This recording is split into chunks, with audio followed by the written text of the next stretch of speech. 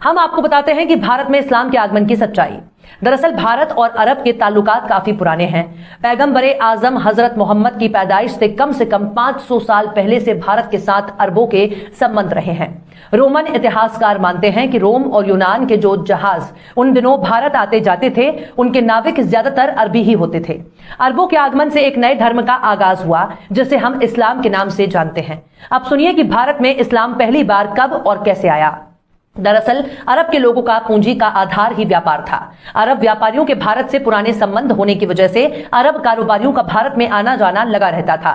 इस्लाम आने के बाद अरब व्यापारी 7वीं सदी में भारत के पश्चिम तट पर अलग अलग बंदरगाहों में बड़ी संख्या में आकर बसने लगे। ये लोग भारत की महिलाओं से शादी विवाह भी कर लेते थे। भारत में सबसे पहले इस्लाम केरल में आया। केरल के मालाबार इलाके में इस्लाम का सबसे पहले आमद हुआ। मालाबार के हिंदू राजा चेरामन पेरुमल इस्लाम से इतने प्रभावित हुए कि उन्होंने खुद ही इस्लाम कबूल कर दिया। इसके बाद केरल में धीरे धीरे इस्लाम फैलने लगा। आज भी केरल में सबसे पुरानी मस्जिद मौजूद है, जिसे चेरामन जुमा मस्जिद के नाम से जाना जाता है। यह मस्जिद लगभग 629 ईस्वी में बनाई गई थी। इसका मतलब है कि भारत में इस्लाम 7वीं सदी से पहले ही आ चुका है। राजा चेरामन के वंशजों ने मालाबार तट अरब के व्यापारियों की नमाज अदा करने के लिए 11 मस्जिदें भी बनवाई। इसके बाद राष्ट्रकूट राजाओं ने मुस्लिम व्यापारियों को अपने राज्य में बसने और इस्लाम का प्रचार करने की इजाजत दी। राष्ट्रकूट साम्राज्य के बहुत से साहिली इलाकों और शहरों में नमाज के लिए बड़ी बड़ी मस्जिदें थीं। भाईचारे की इस नीति की वजह से विदेशी व्यापार में काफी इजाफा हुआ, जिससे राष्ट्रकूटों की अर्थव्यवस्था काफी बेहतर हो गई। अगर सिर्फ ऐतिहासिक तथ्यों पर ही गौर किया जाए तो आपको पता चलेगा कि केरल के मालाबार में सबसे पहले इस्लाम आया। इसके अलावा गुजरात के घोघा में बरवाड़ा मस्जिद, जिसे 623 ईस्वी से पहले ही बनी, तमिलनाडु के पलैया जुम्मापल्ली मस्जिद 628 से 630 ईस्वी में बनी। ये सारे ऐतिहासिक साक्ष्य हैं जिनको कभी भी किसी भी कीमत पर झुटलाया नहीं जा सकता। मोहन भागवत हो या बीजेपी के नेता, उन्हें भारत के इतिहास को बहुत ही गहराई से जानना चाहिए। जिन आक्रमणकारियों का अक्सर जिक्र होता है, असल में उनका आगमन कई सौ सालों के बाद हुआ।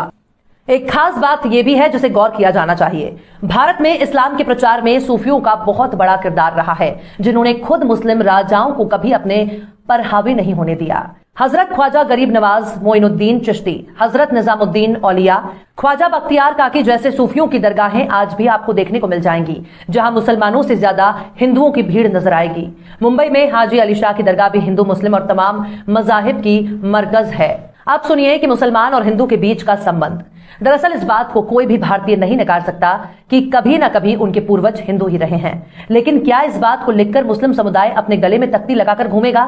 भारत और दुनिया में जहां जहां इस्लाम फैला है, वहां की स्थानीय नस्ल ईसाई और यहूदी भी थे। आग को पूजने वाली कौमें भी थीं। चंगेज खां की औलादें भी आगे चलकर मुसलमान हो गईं। लेकिन इसका क्या मतलब निकाला जाए? आप हर वक्त वर्तमान को छोड़कर अतीत में जिएं। भारत के मुसलमानों के पूर्वज हिंदू ही थे। इस बात को मुस्लिम खुद भी जानते हैं, इनमें कोई दो राय नहीं है। तो क्या अब भारत के मुसलमानों से यह कहा जाए अब आप वापस हिंदू हो जाओ?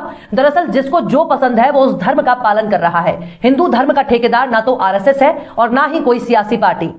संघ और उनके नेता अक्सर हिंदू शब्द को लेकर तरह तरह के बयान दिया करते हैं और कहते हैं कि भारत में रहने वाला हर कोई हिंदू है, जबकि इनसे यह सवाल पूछा जाना चाहिए कि भारत में रहने वाला हर कोई भारतीय क्यों नहीं हो सकता?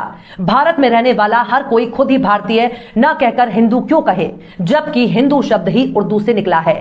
बहरहाल भारत में इस्लाम का आगमन 7वीं सदी में हो चुका था। यह बात ऐतिहासिक तथ्यों के आधार पर उतनी ही सच है जितना कि आरएसएस का अंग्रेजों से दलाली का सच, जिसे संग तोड़ मरोड़ कर पेश करने की कोशिश करता है।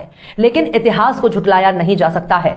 और चलते चलते आखिर में दुष्यंत कुमार ने भी क्या खूब फरमाया है, मसलहत आमेज होते हैं सियासत के कदम, मसलहत आमेज होते हैं सियासत के कदम, तू ना समझेगा सियासत तू अभी नादान है। फिलहाल इस वीडियो में बस इतना ही। ये वीडियो आपको कैसा लगा कमेंट बॉक्स में आप जरूर बताइए। वीडियो पसंद आए तो लाइक करें। हमारे वीडियो लिंक को फेसबुक, ट्विटर, व्हाट्सएप पर अपने रिश्तेदार यार दोस्तों को भी शेयर करें। और बेबाक निष्पक्ष स्वतंत्र पत्रकारिता को सपोर्ट करने के लिए आप हमारे यूट्यूब चैनल टाइम्स मेल को जरूर सब्सक्राइब करें। और हाँ, बेल आइकन की घंटी वाली बटन आप जरूर दबा दें ताकि आपको हमारे आने वाले नए वीडियो की नोटिफिकेशन फौरन ही मिल जाए। फिर मिलते हैं किसी और वीडियो में एक नई खबर के साथ। हर्षिता मिश्रा को दीजिए इजाजत। जय हिंद।